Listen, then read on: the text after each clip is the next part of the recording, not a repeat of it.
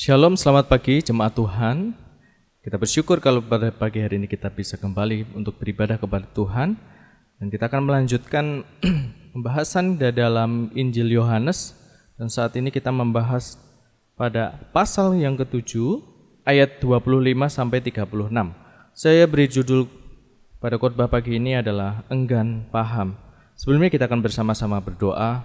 Kita mohon kepada Tuhan untuk Tuhan memberikan kita pengertian-pengertian yang baru. Bapa di dalam surga, kami bersyukur untuk kesempatan kami boleh beribadah kepada Tuhan pada pagi hari ini. Dan tiba saatnya kami akan mendengarkan sabda firman-Mu. Kami mau buka hati pikiran kami, kiranya Tuhan yang menjamah kami, memberikan kami pengertian dan pemahaman yang baru dan dalam akan firman Tuhan. Dan kami boleh diperkaya dan kami boleh semakin diperlengkapi dan hidup kami boleh semakin disempurnakan oleh firman Tuhan. Terima kasih Tuhan, hamba-Mu mohon Tuhan mengurapi hamba-Mu, untuk hamba-Mu boleh menyampaikan dengan baik dan benar. Di dalam nama Tuhan Yesus Kristus kami berdoa dan mengucap syukur. Haleluya. Amin. Mari kita akan buka Alkitab kita di dalam Yohanes 7 ayat 25 sampai 36, ayat yang cukup panjang. Kita akan baca bersama-sama, hitungan ketiga, mulai 2, 3. Beberapa orang Yerusalem berkata, bukankah dia ini yang mereka mau bunuh? Dan lihatlah, ia berbicara dengan leluasa dan mereka tidak mengatakan apa-apa kepadanya. Mungkinkah pemimpin kita benar-benar sudah tahu bahwa ia adalah Kristus? Tetapi tentang orang ini kita tahu dari mana asalnya. Tetapi bila mana Kristus datang, tidak ada seorang pun yang tahu dari mana asalnya. 28. Waktu Yesus mengajar di bait Allah, ia berseru, memang aku kamu kenal dan kamu tahu dari mana asalku. Namun aku datang bukan atas kehendakku sendiri, tetapi aku diutus oleh Dia yang benar yang tidak kamu kenal. Aku kenal Dia sebab aku datang dari Dia dan Dialah yang mengutus aku. Mereka berusaha menangkap Dia, tetapi tidak ada seorang pun yang menyentuh Dia, sebab saatnya belum tiba. Tetapi di antara orang banyak itu ada banyak yang percaya kepadanya, dan mereka berkata, apabila Kristus datang, mungkinkah Ia akan mengadakan lebih banyak mujizat daripada yang telah diadakan oleh Dia ini? Orang-orang Farisi mendengar orang banyak membisikkan hal-hal itu mengenai Dia, dan karena itu imam-imam kepala dan orang-orang Farisi menyuruh penjaga-penjaga bait Allah untuk menangkapnya. Maka kata Yesus, tinggal sedikit waktu saja aku ada bersama kamu, dan sesudah itu aku akan pergi kepada Dia yang telah mengutus aku. Kamu akan mencari aku, tetapi tidak akan bertemu dengan aku, sebab kamu tidak dapat datang ke tempat di mana aku berada. Orang-orang Yahudi ini berkata seorang kepada yang lain, kemanakah ia akan pergi? Sehingga kita tidak dapat bertemu dengan Dia? Adakah maksudnya untuk pergi kepada mereka yang tinggal di perantauan di antara orang Yahudi untuk mengajar orang Yunani? Di antara orang Yunani untuk mengajar orang Yunani? Ayat yang terakhir 36. Apakah maksud perkataan yang diucapkannya ini? Kamu akan mencari aku, tetapi kamu tidak akan bertemu dengan aku, dan kamu tidak dapat datang ke tempat di mana aku berada? Nah, Bapak Ibu, saudara sekalian yang dikasihi oleh Tuhan, kita membahas beberapa bagian. Saya akan bagi menjadi 3 bagian dari beberapa ayat yang kita sudah baca ini. Yang pertama kita akan membahas Yohanes 7 ayat 25 sampai yang ke-26. Saya akan bantu bacakan kembali. Beberapa orang Yerusalem berkata, bukankah dia ini yang mereka mau bunuh? Dan lihatlah, ia berbicara dengan leluasa dan mereka tidak mengatakan apa-apa kepadanya. Mungkinkah pemimpin kita benar-benar sudah tahu bahwa ia adalah Kristus? Nah, beberapa orang Yerusalem ini berbeda dengan orang-orang yang ditulis di dalam ayat sebelumnya, di ayat 20, yang tidak tahu kalau ada yang ingin membunuh Yesus. Sampai-sampai mereka yang dikatakan di ayat 20 itu mengatakan Yesus ini kerasukan setan. Siapa yang mau membunuh engkau? Ya, karena mereka tidak tahu kalau memang ada pemimpin-pemimpin agama Yahudi berencana berusaha untuk membunuh Yesus. Nah, beberapa orang Yerusalem ini di ayat yang ke-25 dari Yohanes 7 ini mengetahui bahwa pemimpin-pemimpin mereka berusaha membunuh Yesus. Nah, para pemimpin ini bukanlah pemimpin politik seperti gubernur maupun kaisar, tetapi pemimpin agama Yahudi yang harusnya memberikan kasih, bisa mengungkapkan kasih, perbuatan yang saleh, tetapi malahan berusaha untuk membunuh seseorang, membunuh pribadi, yaitu Yesus. Nah, orang-orang Yerusalem ini meragukan pemimpin mereka karena mereka membiarkan Yesus mengajar dengan leluasa dan tidak memberikan argumen apapun para pemimpin mereka ini, para pemimpin agama Yahudi ini. Alias diam saja saat Yesus mengajar. Nah, sehingga dianggap pemimpin agama Yahudi ini sudah tahu bahwa Yesus ini adalah Kristus. Dalam budaya mereka, ayat yang kita sudah baca ini, jika ada orang yang berargumen, lalu kita diam saja, artinya kita menyetujui argumen seseorang itu. Nah, barulah dikatakan kita tidak setuju ketika seseorang itu berargumen, kita menanggapi, kita menyanggah argumen itu dengan argumen kita. Nah, maka dapat dikatakan, oh, kita ini tidak setuju dengan argumentasi seseorang itu. Tetapi ketika kita diam saja, itu dianggap bahwa kita itu setuju. Ini berbeda dengan sebagian kita, khususnya yang mungkin sebagian orang-orang Jawa ya, yang memelihara budaya kesantunan, sehingga kalau ada orang yang berargumentasi, ya kalau kita diam itu belum tentu kita menyetujui argumen itu. Bisa saja kita menyimpan perbantahan itu dalam hati. Tujuannya apa? Ya supaya terkesan santun. Jadi supaya tidak ada keributan. Nah, ini seperti filosofi, ya seperti belangkon ini ya. Ya. Di bawahnya rata gitu ya, sepertinya baik. Tetapi di belakangnya ada benjolan gitu ya. Menyimpan sesuatu yang tidak enak. Nah, contohnya ini belakang. Nah, di satu sisi ketika kita diam itu merupakan bentuk kebijaksanaan gitu ya. Tetapi di lain sisi, di lain kesempatan ketika kita diam justru bisa mengarah kepada kesesatan. Ada sebuah pepatah dalam bahasa Inggris, silent is golden. Itu kita sering kali mendengar ya istilah ini. But sometimes it just plain yellow. Jadi diam itu adalah emas. Tetapi suatu saat diam itu hanya kuning biasa, bukan emas, bukan hal yang istimewa. Nah, kita akan melihat di dalam Amsal 10 ayat 19. Di dalam banyak bicara pasti ada pelanggaran. Tetapi siapa yang menahan bibirnya berakal budi. Ada saatnya kita membuka bibir kita. Ada saatnya kita mengekang atau menahan bibir kita. Orang yang banyak bicara akan dengan mudah pula melakukan pelanggaran melalui ucapan. Yakobus 1 ayat 26.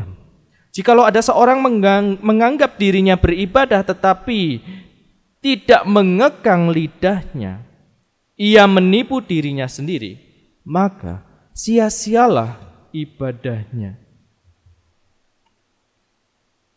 Sia-sia ibadah kita ketika kita menganggap diri kita orang yang beribadah tetapi kita tidak bisa menjaga lidah kita, kita tidak bisa menjaga tutur kata kita, ucapan kita, maka sia-sialah ibadah kita.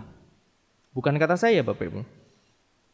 kata Alkitab, firman Tuhan, maka sia-sialah ibadah kita kalau kita tidak bisa mengekang ucapan kita. Ada saatnya untuk kita diam. Ya. Supaya kita tidak berbuat dosa lewat perkataan kita, karena lebih mudah orang itu berbuat dosa melalui perkataan dibandingkan perbuatan. Cepat sekali orang itu menyakiti seseorang lewat perkataan. Cepat sekali orang itu jatuh dalam dosa lewat perkataan dibanding perbuatan. Nah, apakah artinya kita ya sudah diam saja kalau begitu ya? Tetapi ada saatnya kita harus berbicara untuk membimbing sesama kita, untuk memberitakan apa yang benar. Ya, di dalam Efesus 4 ayat 29.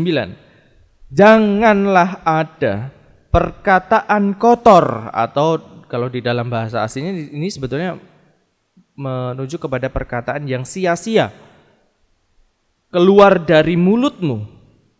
Tetapi pakailah perkataan yang baik untuk membangun di mana perlu, supaya mereka yang mendengarnya beroleh kasih karunia. Jadi mengekang lidah, menjaga ucapan itu bukan berarti kita berdiam saja. Diam, apapun yang terjadi diam, bukan. Tetapi pakailah perkataan kita, ucapan kita, bibir kita, lidah kita untuk mengeluarkan perkataan yang baik untuk membangun sesama mereka, supaya mereka yang mendengarnya beroleh kasih karunia. Nah, seringkali kita untuk menghindari konflik, kita lebih memilih untuk diam. Tetapi bukannya persoalan itu atau konflik itu menjadi jelas dan terang, tetapi malahan menjadi serba tidak jelas. Karena kita diam saja ketika terjadi konflik. Sebenarnya kita melihat dari sisi yang lain, sebenarnya seperti ini. Sebenarnya saya melakukan ini karena begini-begini. Tetapi ketika kita diam, itu konflik itu menjadi tidak jelas, tidak terang. Nah, maka perlu untuk kita berbicara, memperkatakan hal yang benar. Begitu juga dalam mendidik anak. Sebagai orang tua, kalau banyak diam, anak itu tidak akan pernah tahu mana yang benar dan salah. Ketika anak itu melakukan kesalahan, kita diam saja. Kita membiarkan anak itu tersesat. Jadi artinya adalah gunakan perkataan kita dengan benar. Terutama dalam hal pengajaran. Nah, ini untuk kita sekalian para pemimpin jemaat, pengkhotbah. Sebagai pemimpin jemaat, kita jangan hanya diam ketika ada pengajaran-pengajaran yang itu bisa menyesatkan jemaat. Itu bisa membawa jemaat melupakan Alkitab sebagai firman Allah. Nah, Bapak Ibu Saudara sekalian, saat ini di media sosial sedang trending atau cukup viral yang mengganggu pengajaran kekristenan, yang mana itu bisa mengganggu fondasi iman bagi orang-orang Kristen yang tidak mau belajar.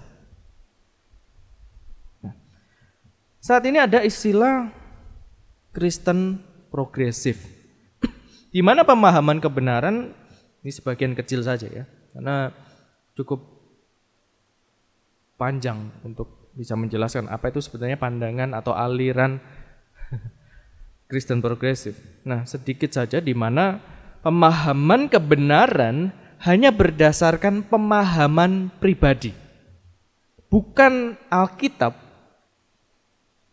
Jadi Alkitab tidak lagi dianggap sebagai firman Tuhan, tetapi hanya Alkitab berisi firman Tuhan. Ini berbeda ya Bapak Ibu.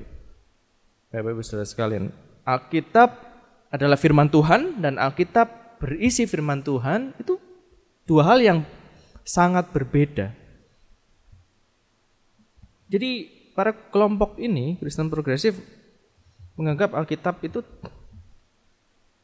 ya ada baiknya, ada enggak baiknya. Loh. Jadi dianggap Alkitab itu banyak sekali pertentangan di dalam dirinya sendiri.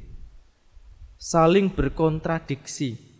Nah, dari sini aja kita bisa menilai bahwa orang-orang ini bukan orang-orang yang suka belajar dan mau diajar.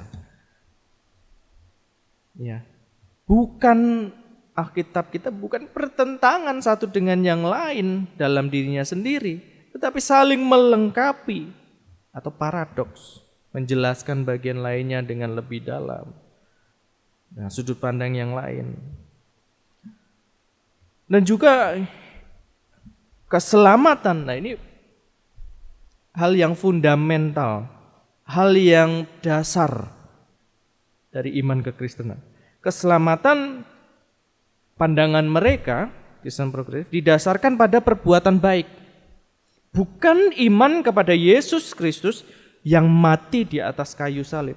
Jadi sekian waktu yang lalu, itu ada sebuah konten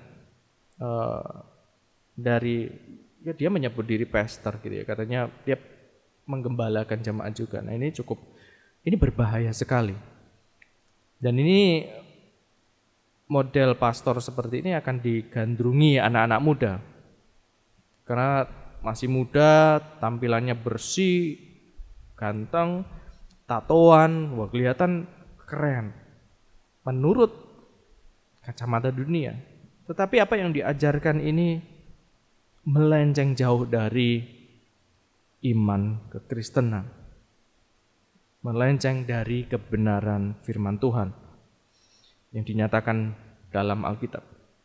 Nah, keselamatan didasarkan pada perbuatan baik. Dikatakan di dalam video konten itu bahkan orang ateis, kamu bisa masuk surga gitu ya. Oh, di ruangan ini begitu ya. Oh, kamu orang agama ini, kamu masuk yang surga yang nomor ini, kamar ini, ruangan ini. Karena apa? Menilai keselamatan itu didapat berdasarkan perbuatan baik. Orang yang ateis bisa berbuat baik. Ya, itulah menjadi kunci masuk dalam kerajaan surga, keselamatan. Nah, ini sangat menyimpang dari iman kekristenan. Jelas hanya Yesuslah yang memperdamaikan kita dengan Allah. Kita adalah seteru Allah. Tetapi melalui Yesus Kristus yang mati di atas kayu salib dan bangkit pada hari yang ketiga dan naik ke surga, melalui beliau kita diperdamaikan. Kalau ketika kita percaya kepada Yesus Kristus. Kalau pemimpin jemaat hanya diam, melihat ketidakbenaran dalam praktik maupun pengajaran, maka jemaat akan terhilang. Nah, Bapak Ibu Saudara sekalian, mari kita bukan berdiam diri, tetapi pakai perkataan kita untuk membimbing sesama kita. Yohanes 7 ayat 27 sampai yang ke-30. Tetapi tentang orang ini kita tahu dari mana asalnya. Tetapi bila mana Kristus datang, tidak ada seorang pun yang tahu dari mana asalnya. Waktu Yesus mengajar di bait Allah, ia berseru, memang aku kenal kamu, memang kamu kenal dan kamu tahu dari mana asalku. Namun aku datang bukan atas kehendakku sendiri, tetapi aku diutus oleh Dia yang benar yang tidak kamu kenal. Aku kenal dia sebab aku datang dari dia dan dialah yang mengutus aku. Mereka berusaha menangkap dia tetapi tidak ada seorang pun yang menyentuh dia sebab saatnya belum tiba. Nah, beberapa orang Yerusalem ini dengan sombongnya menolak Yesus sebagai Kristus atau Mesias. Kristus dalam bahasa Ibrani itu adalah Mesias. Jadi Mesias atau Kristus adalah sama, hanya beda bahasa. Kristus bahasa Yunani, kalau Mesias bahasa Ibrani. Tapi sama-sama berarti yang diurapi, yang diutus. Nah, dengan pengetahuan yang mereka miliki, yang jelas terbatas. Mereka menilai Yesus bukanlah Kristus yang dinubuatkan. Padahal pengetahuan yang mereka miliki tentang Yesus sangat terbatas. Mereka hanya mengenal secara umum bahwa Yesus anak tukang kayu. Oh, dia ini orang Galilea. Pengetahuan mereka tentang Kristus juga sepertinya sangat minim.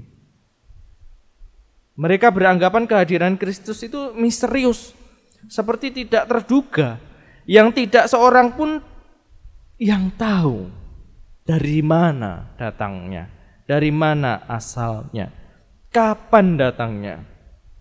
Padahal jelas-jelas yang di hadapan mereka inilah Kristus. Padahal nubuatan tentang Mesias yang berasal dari Bethlehem sudah sejak zaman para nabi. Ya, Yesus Kristus lahir di Bethlehem. Mika 5 ayat 1, tetapi engkau, hai Bethlehem Efrata, hai yang terkecil di antara kaum-kaum Yehuda, daripadamu akan bangkit bagiku seorang yang akan memerintah Israel, yang permulaannya sudah sejak purbakala, sejak dahulu kala. Orang yang sudah merasa diri sudah memiliki pengetahuan akan sulit untuk menerima masukan atau tidak adanya keinginan untuk belajar lebih.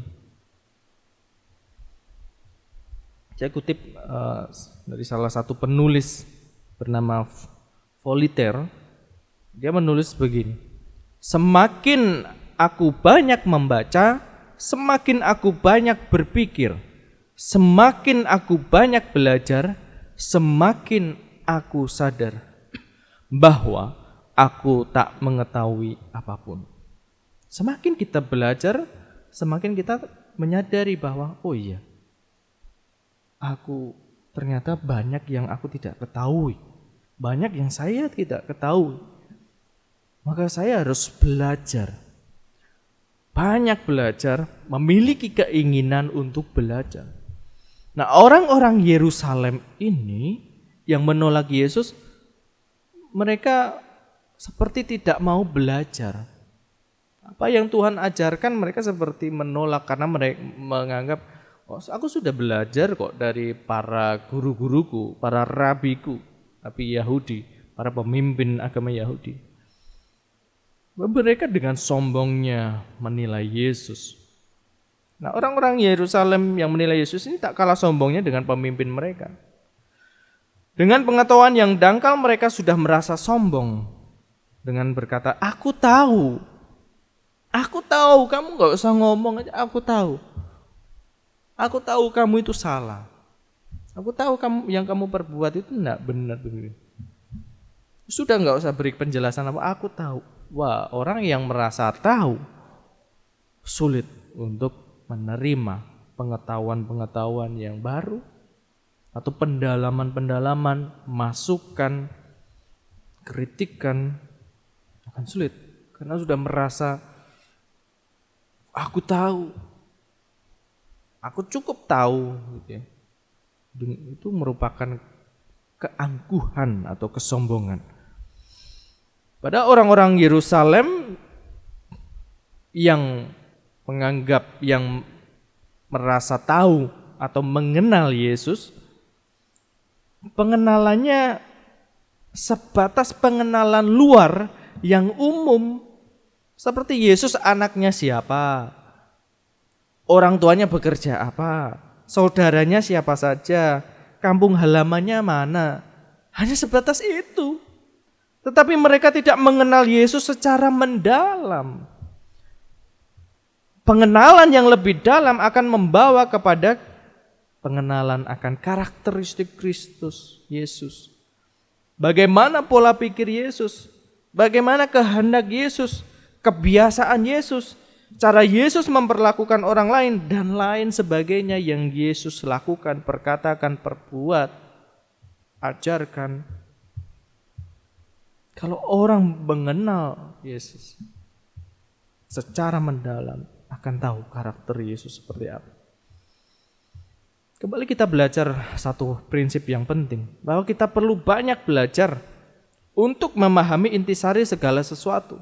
Jangan pernah merasa cukup dengan apa yang kita miliki saat ini, pengetahuan yang kita miliki. Jangan-jangan pengetahuan kita masih dangkal, masih sangat dalam pengetahuan yang kita tidak ketahui, pemahaman yang kita tidak ketahui. Maka sangat perlu untuk kita banyak belajar. Ketika kita berhenti belajar, sebenarnya kita sedang membiarkan diri kita tersesat dengan ketidaktahuan kita dan menutupi dengan berlagak sok tahu. Nah ini. Dengan kita semakin belajar akan semakin menyadarkan kita bahwa kita sebenarnya tidak tahu apa-apa, sehingga perlu untuk mengetahui. Ketika Yesus bertanya kepada para murid, siapakah aku? Ada yang murid yang mengatakan, wah ini engkau Yesus seperti Yohanes Pembaptis, seperti Nabi. Begitu. Tapi Petrus menjawab, engkaulah Mesias. Betul-betul mengenal. Dan pengenalan itu tidak serta-merta dimiliki oleh Petrus, tetapi oleh apa? Roh Kudus yang memberikan pendalaman, pemahaman, pengenalan akan Yesus Kristus. Nah, saya teringat tentang ini, T-shaped person. Jadi model pembelajaran. Apakah kita mau yang tahu banyak hal, tetapi hanya kulitnya saja? Tetapi kita tahu banyak hal. Kita bisa melakukan banyak hal, tetapi ya hanya sekedar bisa-bisaan, tidak ahli. Ataukah kita mau yang pembelajaran yang depth, yang dalam? Itu memang butuh waktu, butuh effort, ya, untuk kita belajar dalam sekali. Seperti kelebihan orang yang multi talenta. Dia bisa punya keterampilan banyak, bisa apa saja. Tetapi kelemahannya adalah ya hanya sekedar bisa, tetapi tidak ahli. Kita ingat ya, dokter umum itu kan hanya kurang lebih 4 tahun ya, 4 tahun sekian lah.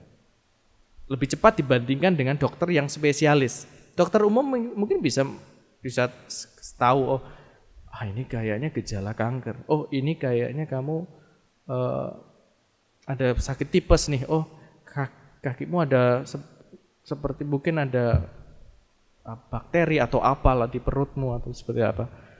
Tahu banyak, tetapi tidak mendalam. Ketika ada sepertinya ada ini gejala mengarah ke kanker. Dirujuk ke dokter kanker yang spesialis kanker, spesialis mata, spesialis gigi dan lain sebagainya. Yang spesialis itu waktunya lebih panjang karena akan memperdalam lagi ilmunya. Nah, itu yang akan memperkaya pengetahuan dan skillnya. Nah, demikian juga dalam pengenalan akan Kristus. Yesus berkata kepada mereka bahwa meskipun mereka mengenal Yesus, mereka tidak mengenal Allah. Setelah berkata demikian kepada mereka, mereka berusaha menangkap Yesus. Karena tuduhan tidak mengenal Allah ini merupakan tuduhan yang serius bagi orang Yahudi. Karena orang Yahudi ini begitu giat bagi Allah, begitu berani bahkan rela mati demi Allah Israel. Mengapa Yesus mengatakan tuduhan seperti itu? Karena pengenalan mereka akan Yesus sifatnya dangkal. Oh, Yesus anak Yusuf dan Maria. Oh, Yesus berarti kampung halamannya Nazaret. Oh, Yesus saudaranya ini. Oh, Yesus itu anak tukang kayu. Bapaknya itu tukang kayu dan dia membantu di situ. Banyak dia tahu. Tetapi tidak mendalam Yesus karakternya seperti apa, kehendak yang dia lakukan seperti apa. Sehingga mereka pun pasti tidak mengenal Allah dengan benar. Tidak mungkin orang mengenal Allah tanpa mengenal Yesus. Demikian pula, tidak mungkin orang mengenal Yesus tanpa mengenal Allah. Allah Bapa dan Yesus adalah satu kesatuan yang tidak terpisahkan. Sifat-sifat dan kehendak Allah nampak secara sempurna dalam diri Yesus. Jadi sebetulnya Yesus mengatakan, ya kamu kenal aku sebatas hanya tahu, tetapi tidak mengenal dengan baik, tidak mengenal secara mendalam. Sehingga kamu tidak mengenal siapa yang mengutus aku. Sehingga kamu tidak mengenal Allah. Ketika kita mengenal Yesus sedemikian rupa secara mendalam, maka kita mengenal Allah. Di dalam Yohanes 14 ayat yang ke-7, sekiranya kamu mengenal aku, pasti kamu juga mengenal Bapa-Ku. Sekarang ini kamu mengenal Dia dan kamu telah melihat Dia. Karena Yesus berasal dari Allah. Bersama-sama dengan Allah. Injil Yohanes juga memberikan pengertian yang begitu mendalam tentang hidup yang kekal, yaitu pengenalan akan Allah dan Yesus. Yohanes 17 ayat yang ketiga. Inilah hidup yang kekal itu, yaitu bahwa mereka mengenal Engkau satu-satunya Allah yang benar dan mengenal Yesus Kristus yang telah Engkau utus. Jadi jangan orang itu kita bangga ketika saya mengenal Yesus berhenti, tetapi tidak mengenal Allah. Itu artinya tidak kesatuan. Pemahaman kita tidak sempurna. Pengertian, pengenalan kita akan Yesus tidak sempurna. Kalau kita hanya melihat, wah Allah ini kejam sekali ya. Di perjanjian lama suka menghukum. Tetapi sejatinya Allah kita Allah yang penuh kasih, yang maha kasih. Itu pun nampak di dalam pribadi dan karakter Yesus Kristus. Yang selanjutnya, Yohanes 7 ayat 33 sampai 36. Maka kata Yesus, tinggal sedikit waktu saja aku ada bersama kamu, dan sesudah itu aku akan pergi kepada Dia yang telah mengutus aku.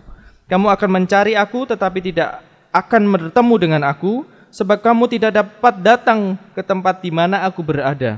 Orang-orang Yahudi itu berkata seorang kepada yang lain, kemanakah ia akan pergi sehingga kita tidak dapat bertemu dengan dia? Adakah maksudnya untuk pergi kepada mereka yang tinggal di perantauan di antara orang Yunani untuk mengajar orang Yunani? Apakah maksud perkataan yang diucapkannya ini? Kamu akan mencari aku tetapi kamu tidak akan bertemu dengan aku, dan kamu tidak dapat datang ke tempat di mana aku berada. Nah, perkataan Yesus menyebabkan perpecahan di antara orang-orang Yahudi. Ada yang sangat menentang dia, ada yang percaya kepadanya. Nah, para pemimpin agama Yahudi menjadi khawatir karena banyak orang yang percaya kepada Yesus. Dan mereka menyuruh penjaga bait Allah untuk menangkap Yesus. Namun penjaga bait Allah ini tidak berdaya melakukan apapun. Tidak seorang pun dapat menangkap atau membunuh Yesus sampai waktu yang ditentukan oleh Allah. Peristiwa ini memang terjadi kira-kira 6 bulan ya sebelum penyaliban. Sehingga dikatakan sedikit waktu saja. Jadi hampir tiba waktunya untuk rencana para pemimpin agama Yahudi itu bisa terlaksana. Ini menunjukkan bahwa rencana mereka untuk menangkap Yesus tidak akan terjadi sebelum waktunya, waktu Allah. Meskipun itu tinggal sedikit waktu, tetapi kalau belum waktunya, segala rencana jahat itu tidak akan terjadi. Nah, segala sesuatu yang terjadi itu atas seizin Allah. Jadi mereka belum bisa menangkap Yesus karena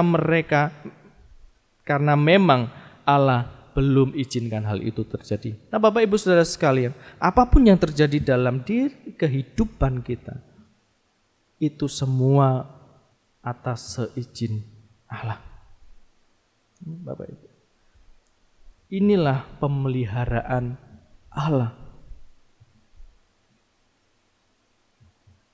Ketika saat itu tiba, Yesus akan mati di atas kayu salib.